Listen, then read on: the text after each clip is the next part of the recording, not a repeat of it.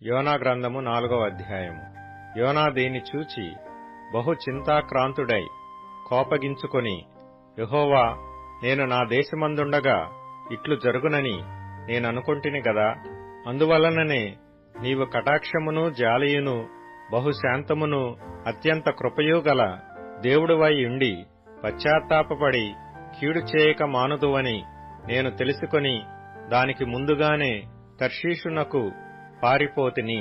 నేనిక బ్రతుకుట కంటే చచ్చుట మేలు. యెహోవా, నన్నిక బ్రతుకనీయక చంపుమని యెహోవాకు మనవి చేసెను. అందుకు యెహోవా, నీవు కోపించుట న్యాయమా అని అడిగెను.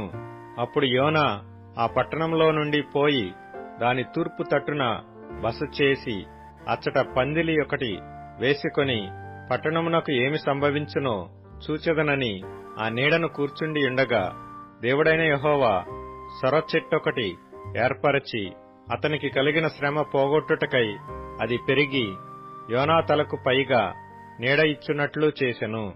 ఆ సొర చెట్టును చూచి యోనా బహు సంతోషించెను. మరుసటి ఉదయమందు దేవుడు ఒక పురుగును ఏర్పరచగా అది ఆ చెట్టును తొలిచినందున చెట్టు వాడిపోయెను. మరియు ఎండ కాయగా దేవుడు వేడిమి గల తూర్పుగాలిని రప్పించెను.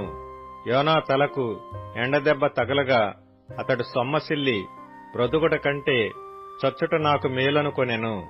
అప్పుడు దేవుడు, ఈ సొరచెట్టును గురించి నీవు కోపించట న్యాయమా అని యోనాను అడుగగా, యోనా, ప్రాణము పోవునంతగా కోపించుట న్యాయమే అనెను.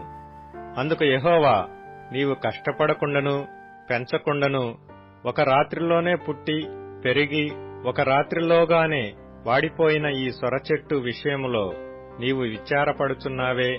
అయితే 120,000 కంటే ఎక్కువై కుడి ఎడమలు ఎరుగని జనమును బహు పశువులను గల నీనెవే మహాపురము విషయములో నేను విచారపడవద్దా అని యోనాతో సెలవిచ్చెను.